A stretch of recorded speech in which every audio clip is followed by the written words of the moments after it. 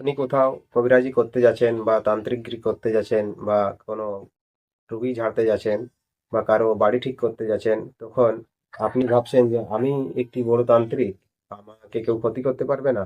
এরকম হবে না। আপনার যে আরো অনেক বড় বড় তান্ত্রিক আছে, তখন ওনারা চাইলে আপনার উপরে বান চালান করতে পারে, আপনাকে ক্ষতি করার চেষ্টা করতে পারে।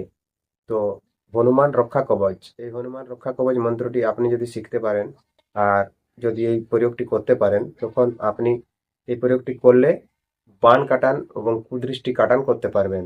কেউ যদি আপনাকে বান চালান করে, বান আসতে পারবে না, রাস্তার মধ্যেই হনুমান তাকে কেটে দেবে এবং আপনি সুরক্ষা থাকতে পারবেন সব সময়। আপনি যার বাড়িতে চলে যাবেন তার হয়তো বাড়িতে অনেক অপদ্রব্য, ভূত প্রেতের ছায়া অনেক দিন থেকে আছে, সেটা কাটান করতে গেছেন, তখন তার ছায়াটা আপনার উপরে লাগতে পারে। কিন্তু প্রথমে যদি আপনি এই বন্ধনটি করে থাকেন, তখন আর আপনার সেই ক্ষতিটি হবে না। তাই সেই মন্ত্রটি আজকে আমি আপনাদের সম্মুখে নিয়ে এসেছি, যাতে যারা এখন নূতন শিখেছেন বা কোথাও কবিরাজি করতে যান বা তান্ত্রিকগিরি করতে যান, তখন আপনাদের মনে একটি ভয় থাকে যে সেখানে হয়তো ভূত প্রেতের ছায়া হয়তো নিজের উপরে আক্রমণ করতে পারে। তো সেই আক্রমণটি আপনার উপরে করবে না। এই হনুমান রক্ষা কবচটি আপনি শিখে রাখুন। শক্তিশালী হনুমান রক্ষা কবচ মন্ত্রটি শিখবেন, মাত্র 3 বার পাঠ করবেন এবং 3টি ফু নিজের গায়ে দিবেন। আপনি যখন বাড়ি থেকে বের হবেন তখনই মন্ত্রটি প্রয়োগ করবেন 3 বার, মনে মনে 3 বার পাঠ করবেন এবং 3টি ফু নিজের শরীরে দিয়ে দিবেন। আর চলে যাবেন যে কোনো জায়গায়, ভূত জায়গা হোক, মরা শাসন হোক, যে কোনো জায়গায় যাবেন, আপনার আর কোনো ক্ষতি হবে না। কুদৃষ্টিও কেউ করতে পারবে না এবং নজর দৃষ্টিও কেউ করতে পারবে না। এবং এই যে গুণী তান্ত্রিক ওঝা আছে, এরা আপনাকে চালান করতে খুঁজলে চালানও করতে পারবে না। এরকম শক্তিশালী মন্ত্রটি আজকে নিয়ে এসেছি। তো মন্ত্রটি যথাসম্ভব ভালো করে শিখবেন, মুখস্থ করবেন, মুখস্থ করে আর কাজ করবেন। এগুলো শক্তিশালী স্বয়ংসিদ্ধ মন্ত্র, এগুলো মুখস্থ করলেই কাজ হয়। তো দেখুন মন্ত্রটি কেমন ভাবে আছে, আমি আপনাদেরকে বলছি।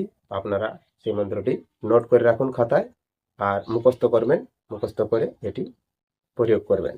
দেখুন, পবনদেব গমন করে লোহিতের রথে, লাঙ্গুলে ভর দিয়া হনু যায় সাথে, শিখা বাঁধি আঁচল বাঁধি করিলাম সার, ফাঁসা ফুসা কুদৃষ্টি কাটিলাম বান, লাখ বন্ধন আমার অঙ্গে, আজ দুপুর কাল রাত্রি, 7 দিন 7 রাত থাক, এই বন্ধন আমার অঙ্গে শীঘ্র লাগ।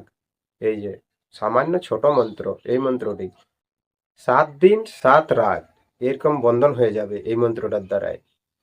দেখুন, সবসময় এই মন্ত্রটি প্রয়োগ করবেন না, কারণ 7 দিন 7 রাত বন্ধন হওয়ার কারণে আপনার অনেক রকম বন্ধন হয়ে যাবে শরীর। আরো একটি যে বড় মন্ত্র রয়েছে সেটা আমি বলে দিয়েছি, সেই মন্ত্রটা কখন কখন প্রয়োগ করবেন না, কখন কখন প্রয়োগ করবেন না। সব সময় বন্ধন করা চলে না নিজের দেহটাকে। এটা যখন আপনি যাবেন কোথাও, ভাবছেন যে হয়তো ক্ষতি হতে পারে, সেই তখন আপনি এই বন্ধনটি আপনার শরীরে চালান করবেন, তখন এই শরীরটি আপনার পুরোপুরি বন্ধ হয়ে যাবে হনুমান রক্ষা কবচ দ্বারা, আর আপনি সুরক্ষা থাকতে পারবেন। তো আশা করি বুঝতে পেরেছেন। আর যদি কোথাও বুঝতে অসুবিধা হয়ে থাকে, নিচে কমেন্ট অবশ্যই করবেন, আমি তার রিপ্লাই অবশ্য করব। আর যদি কমেন্ট না করেন হোয়াটসঅ্যাপে লিখে জানাবেন, তাও আমি সেখান থেকে আপনাদেরকে রিপ্লাই করে দেব। তখন আপনারা এই মন্ত্রটিকে অনায়াসে, বা এর আরো যে দেহ বন্ধন আলাদা ধরনের আছে সেগুলো আপনারা কেমনভাবে প্রয়োগ করেছেন বা করেননি, সেগুলোকেও আমি কেমনভাবে করতে হবে আমি বলে দেবো ডাইরেক্ট। আপনারা আরামসে করতে পারবেন, কোনো অসুবিধা নেই। তো দেখা হবে আবার একটা নতুন ভিডিওতে, তখন পর্যন্ত আপনি আপনার খেয়াল রাখবেন। নমস্কার, জোহার।